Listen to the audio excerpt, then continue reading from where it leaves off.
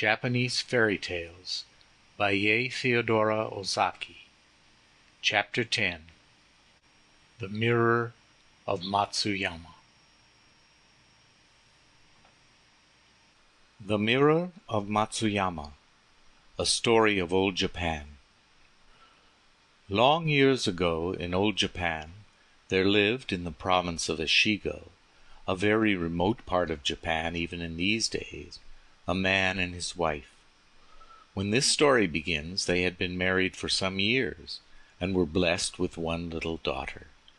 She was the joy and pride of both their lives, and in her they stored an endless source of happiness for their old age. What golden letter days in their memory were these that had marked her growing up from their babyhood.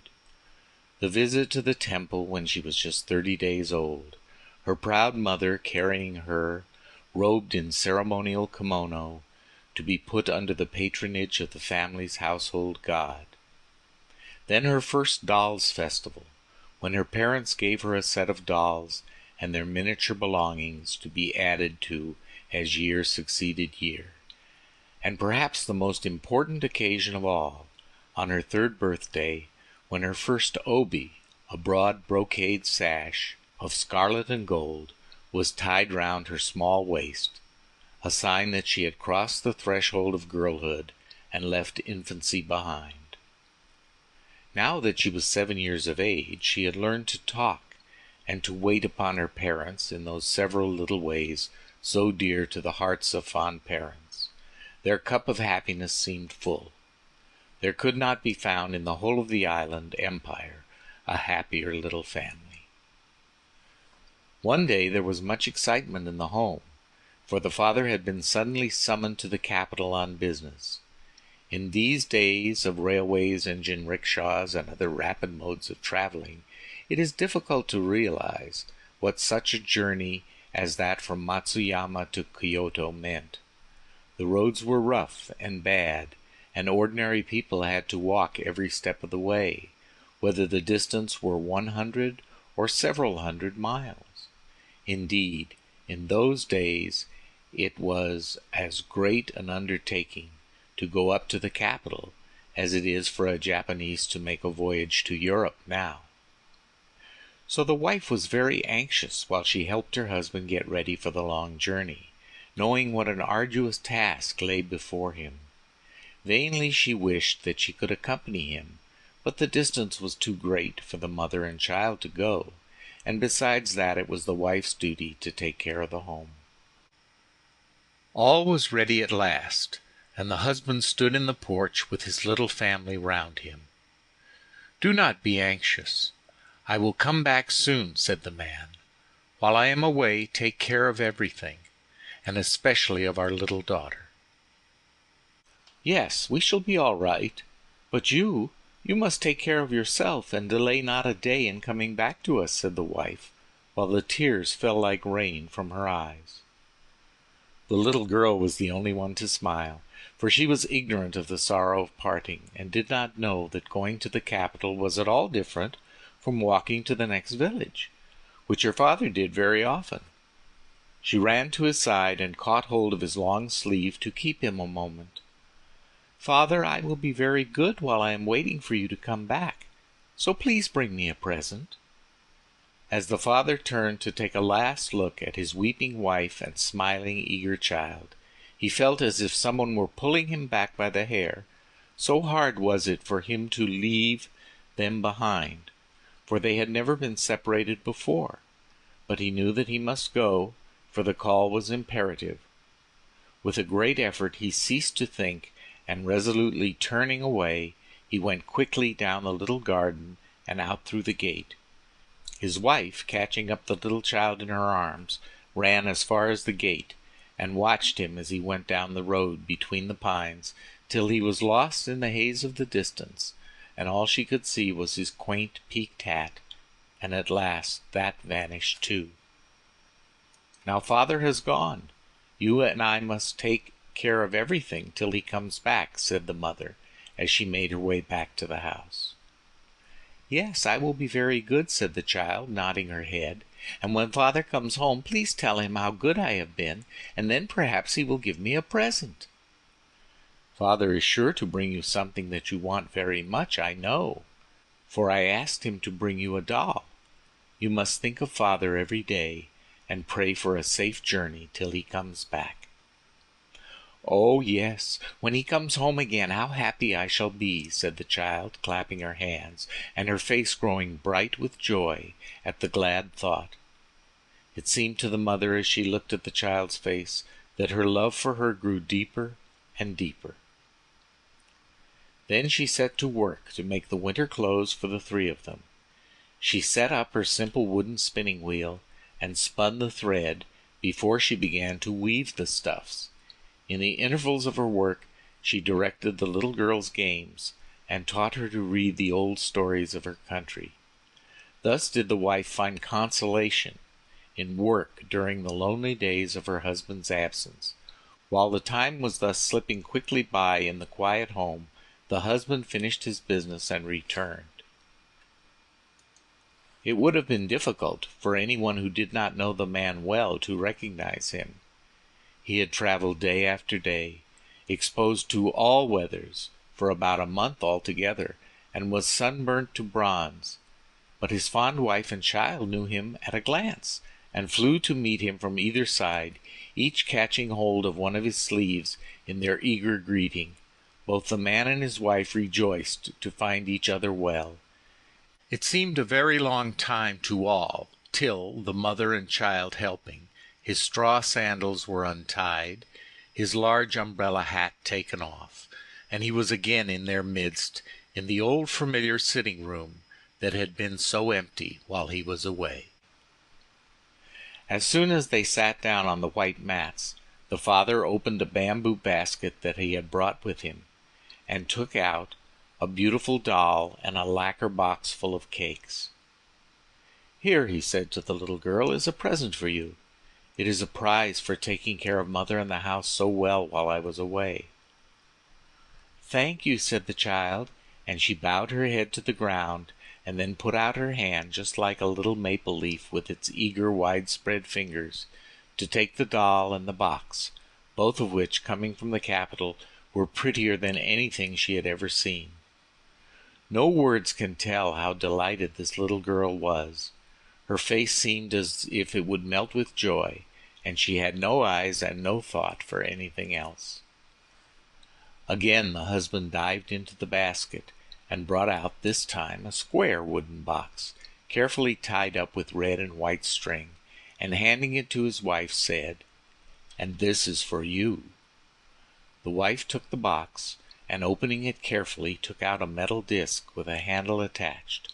One side was bright and shining like a crystal, and the other was covered with raised figures of pine trees and storks, which had been carved out of its smooth surface in lifelike reality. Never had she seen such a thing in her life, for she had been born and bred in the rural province of Echigo.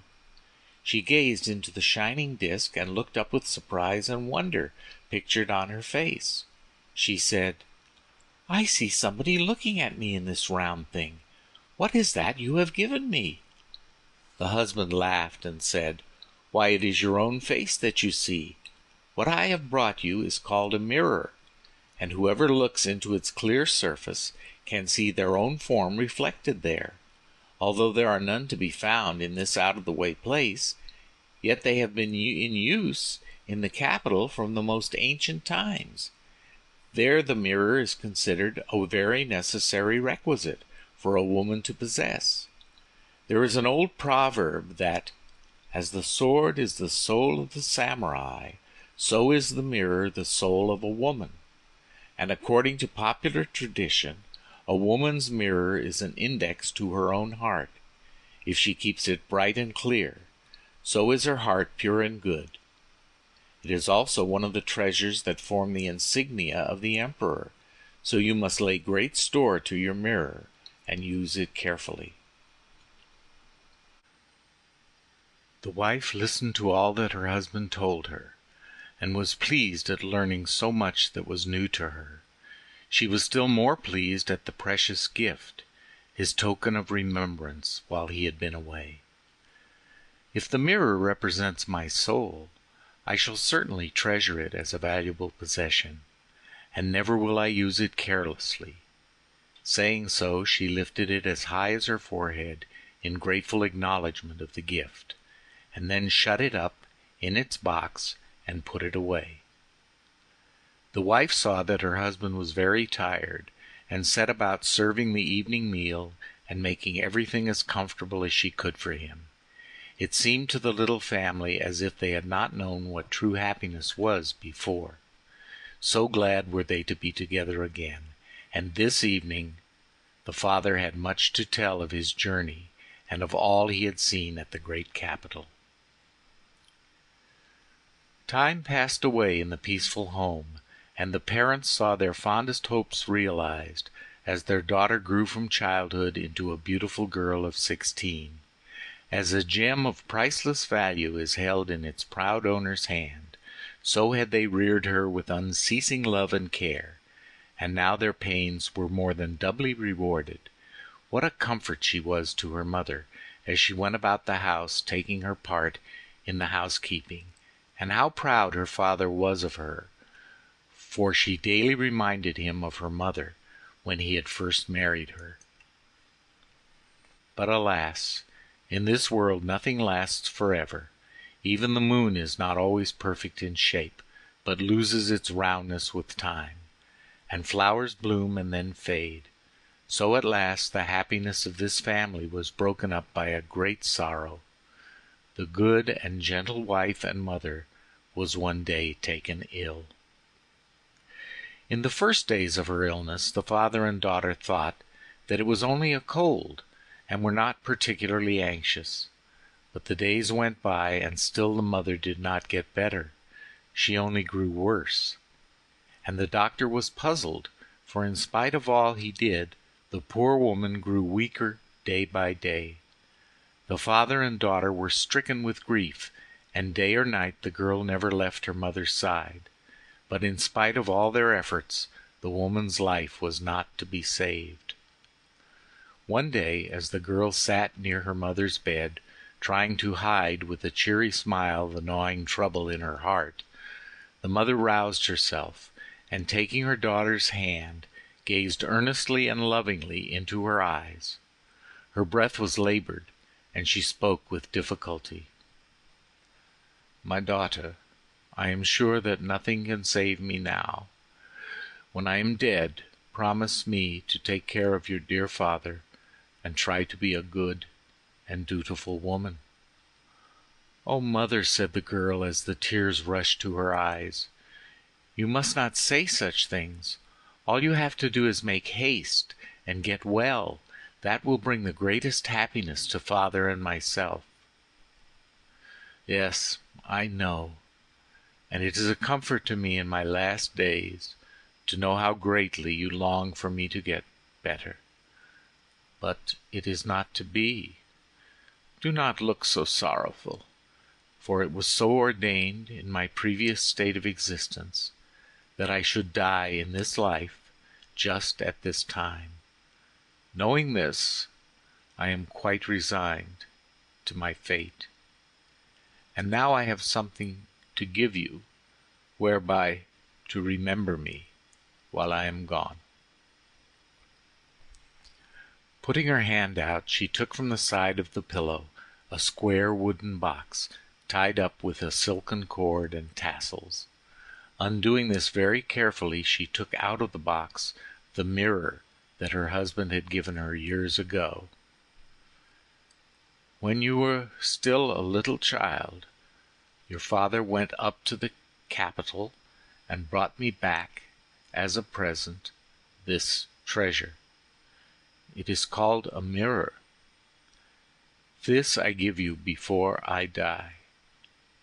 If, after I have ceased to be in this life, you are lonely and long to see me sometimes, then take out this mirror, and in the clear and shining surface you will always see me. So will you be able to meet with me often and tell me all your heart. And though I shall not be able to speak, I shall understand and sympathize with you, whatever may be happening to you in the future." With these words, the dying woman handed the mirror to her daughter. The mind of the good mother seemed to be now at rest, and sinking back without another word, her spirit passed quietly away that day. The bereaved father and daughter were wild with grief, and they abandoned themselves to their bitter sorrow. They felt it to be impossible to take leave of the loved woman who till now had filled their whole lives, and to commit her body to the earth. But this frantic burst of grief passed, and then they took possession of their own hearts again, crushed though they were in resignation. In spite of this, the daughter's life seemed to be desolate.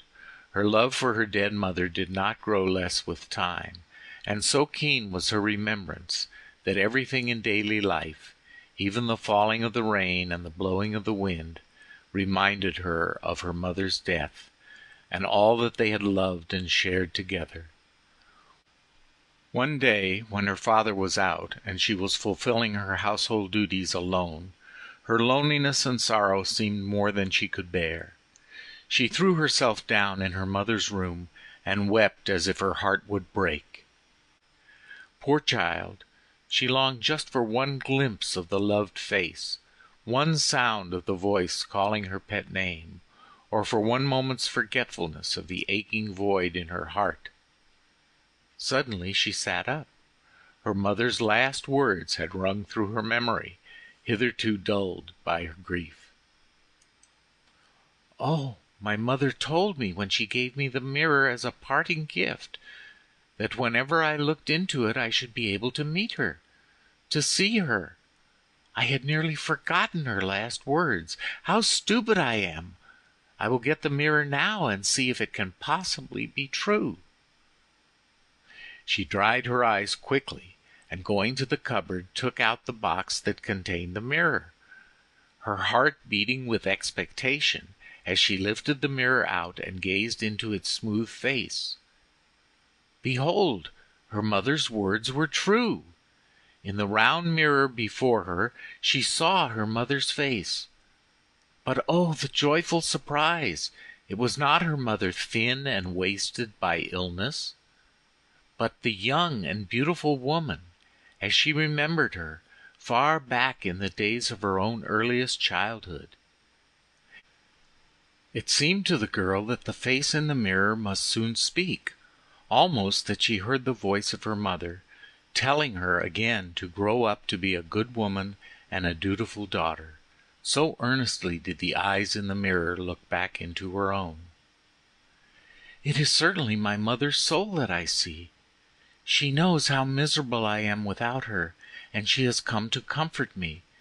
Whenever I long to see her, she will meet me here. How grateful I ought to be." And from this time the weight of sorrow was greatly lightened for her young heart. Every morning, to gather strength for the day's duties before her, and every evening, for consolation before she lay down to rest, did the young girl take out the mirror and gaze at the reflection which in the simplicity of her innocent heart she believed to be her mother's soul. Daily she grew in the likeness of her dead mother's character, and was gentle and kind to all, and a dutiful daughter to her father. A year spent in mourning had thus passed away in the little household, when, by the advice of his relations, the man married again, and the daughter now found herself under the authority of a stepmother. It was a trying position, but her days spent in the recollection of her own beloved mother, and of trying to be what that mother would wish her to be, had made the young girl docile and patient, and she now determined to be filial and dutiful to her father's wife in all respects. Everything went on apparently smoothly in the family for some time under the new regime. There were no winds or waves of discord to ruffle the surface of everyday life, and her father was content. But it is a woman's danger to be petty and mean, and stepmothers are proverbial all the world over, and this one's heart was not as her first smiles were. As the days and weeks grew into months, the stepmother began to treat the motherless girl unkindly and to try and come between the father and the child. Sometimes she went to her husband and complained of her stepdaughter's behavior, but the father, knowing that this was to be expected, took no notice of her ill-natured complaints.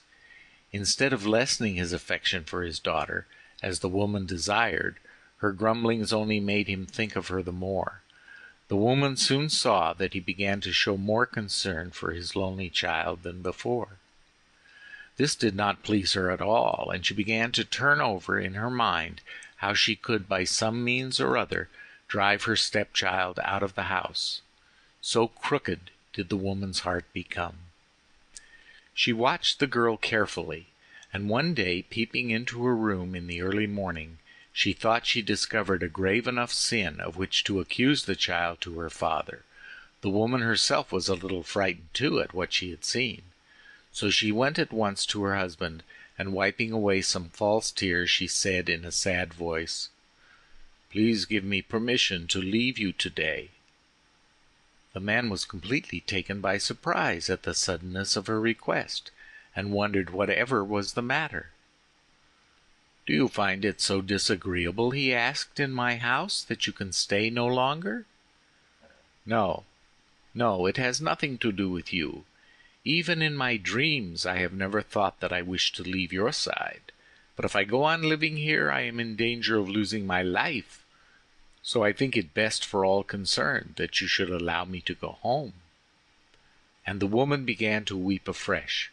Her husband, distressed to see her so unhappy, and thinking that he could not have heard aright, said, "Tell me what you mean. How is your life in danger here?" "I will tell you, since you ask me. Your daughter dislikes me as her stepmother. For some time past she has shut herself up in her room, morning and evening, and looking in as I pass by, I am convinced that she has made an image of me and is trying to kill me by magic art, cursing me daily. It is not safe for me to stay here. Such being the case, indeed I must go away. We cannot live under the same roof any more." The husband listened to the dreadful tale, but he could not believe his gentle daughter guilty of such an evil act. He knew that by popular superstition people believed that one person could cause the gradual death of another by making an image of the hated one and cursing it daily. But where had his young daughter learned such knowledge? The thing was impossible. Yet he remembered having noticed that his daughter stayed much in her room of late, and kept herself away from everyone, even when visitors came to the house. Putting this fact together with his wife's alarm, he thought that there might be something to account for this strange story. His heart was torn between doubting his wife and trusting his child, and he knew not what to do. He decided to go at once to his daughter and try to find out the truth. Comforting his wife and assuring her that her fears were groundless, he glided quietly to his daughter's room. The girl had for a long time past been very unhappy. She had tried by amiability and obedience to show her goodwill and to mollify the new wife, and to break down that wall of prejudice and misunderstanding that she knew generally stood between step-parents and their stepchildren. But she soon found that her efforts were in vain. The stepmother never trusted her, and seemed to misinterpret all her actions, and the poor child knew very well that she often carried unkind and untrue tales to her father. She could not help comparing her present unhappy condition with the time when her own mother was alive only a little more than a year ago. So great a change in this short time. Morning and evening she wept over the remembrance. Whenever she could, she went to her room and, sliding the screens to, took out the mirror and gazed, as she thought, at her mother's face. It was the only comfort that she had in these wretched days. Her father found her occupied in this way. Pushing aside the fusama, he saw her bending over something or other very intently. Looking over her shoulder to see who was entering her room, the girl was surprised to see her father, for he generally sent for her when he wished to speak to her. She was also confused at being found looking at the mirror, for she had never told anyone of her mother's last promise, but had kept it as a sacred secret in her heart. So before turning to her father, she slipped the mirror into her long sleeve. Her father, noting her confusion and her act of hiding something, said in a severe manner, "Daughter, what are you doing here? And what is it that you have hidden in your sleeve?" The girl was frightened by her father's severity. Never had he spoken to her in such a tone. Her confusion changed to apprehension, her color from scarlet to white. She sat dumb and shamefaced, unable to reply. Appearances were certainly against her. The young girl looked guilty, and the father, thinking that perhaps after all what his wife had told him was true, spoke angrily. "Then it is really true that you are daily cursing your stepmother and praying for her death? Have you forgotten what I told you, that although she is your stepmother, you must be obedient and loyal to her? What evil spirit has taken possession of your heart, that you should be so wicked? You have certainly changed, my daughter. What has made you so disobedient and unfaithful?" And the father's eyes filled with sudden tears to think that he should have to upbraid his daughter in this way. She, on her part, did not know what he meant, for she had never heard of the superstition that by praying over an image it is possible to cause the death of a hated person. But she saw that she must speak and clear herself somehow. She loved her father dearly, and could not bear the idea of his anger. She put out her hand on his knee deprecatingly. "Father, Father, do not say such dreadful things to me. I am still your obedient child. Indeed I am, however stupid I may be. I should never be able to curse anyone who belonged to you, much less pray for the death of one you love. Surely someone has been telling you lies, and you are dazed, and you know not what you say, or some evil spirit has taken possession of your heart. As for me, I do not know, no, not so much as a dewdrop, of the evil thing of which you accuse me." But the father remembered she had hidden something away when he first entered the room, and even this earnest protest did not satisfy him.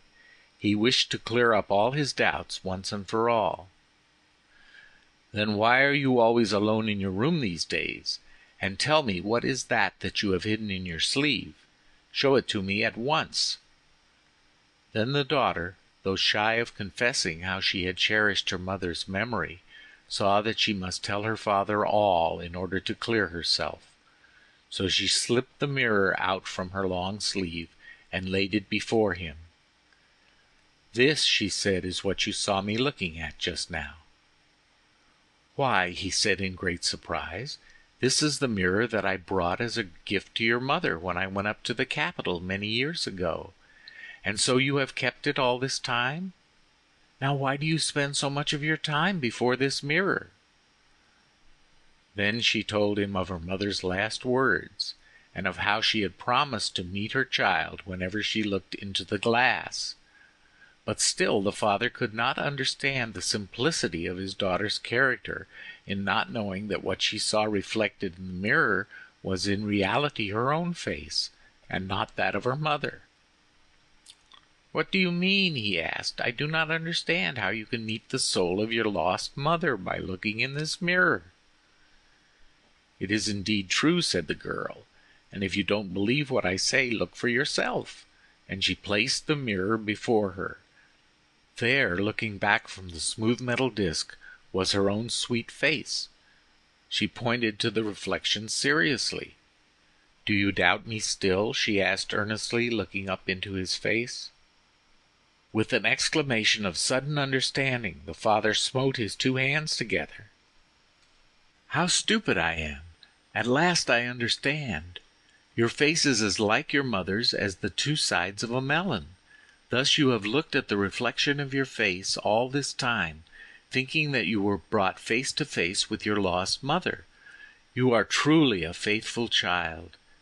It seems at first a stupid thing to have done, but it is not really so. It shows how deep has been your filial piety, and how innocent your heart. Living in constant remembrance of your lost mother has helped you to grow like her in character. How clever it was of her to tell you to do this. I admire and respect you, my daughter, and I am ashamed to think that for one instant I believed your suspicious stepmother's story, and suspected you of evil, and came with the intention of scolding you severely, while all this time you have been so true and good. Before you I have no countenance left, and I beg you to forgive me." And here the father wept. He thought of how lonely the poor girl must have been, and of all that she must have suffered under her stepmother's treatment. His daughter steadfastly keeping her faith and simplicity in the midst of such adverse circumstances, bearing all her troubles with so much patience and amiability, made him compare her to the lotus, which rears its blossom of dazzling beauty out of the slime and mud of the moats and ponds, fitting emblem of a heart which keeps itself unsullied while passing through the world. The stepmother, anxious to know what would happen, had all this while been standing outside the room. She had grown interested and had gradually pushed the sliding screen back till she could see all that went on. At this moment she suddenly entered the room, and dropping to the mats, she bowed her head over her outspread hands before her stepdaughter. "I am ashamed, I am ashamed," she exclaimed in broken tones. "I did not know what a filial child you were.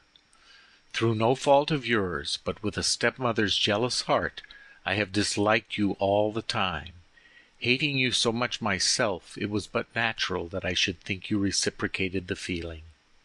And thus, when I saw you retire so often to your room, I followed you, and when I saw you gaze daily into the mirror for long intervals, I concluded that you had found out how I disliked you, and that you were out of revenge trying to take my life by magic art. As long as I live, I shall never forget the wrong I have done you in so misjudging you, and in causing your father to suspect you. From this day I throw away my old and wicked heart, and in its place I put a new one, clean and full of repentance. I shall think of you as a child that I have borne myself. I shall love and cherish you with all my heart, and thus try to make up for all the unhappiness I have caused you. Therefore, please throw into the water all that has gone before, and give me, I beg of you, some of the filial love that you have hitherto given to your own lost mother." Thus did the unkind stepmother humble herself and ask forgiveness of the girl she had so wronged. Such was the sweetness of the girl's disposition that she willingly forgave her stepmother, and never bore a moment's resentment of malice toward her afterwards. The father saw by his wife's face that she was truly sorry for the past, and was greatly relieved to see the terrible misunderstanding wiped out of remembrance by both the wrongdoer and the wronged. From this time on the three lived together as happily as fish in water. No such trouble ever darkened the home again, and the young girl gradually forgot that year of unhappiness in the tender love and care that her stepmother now bestowed on her. Her patience and goodness were rewarded at last.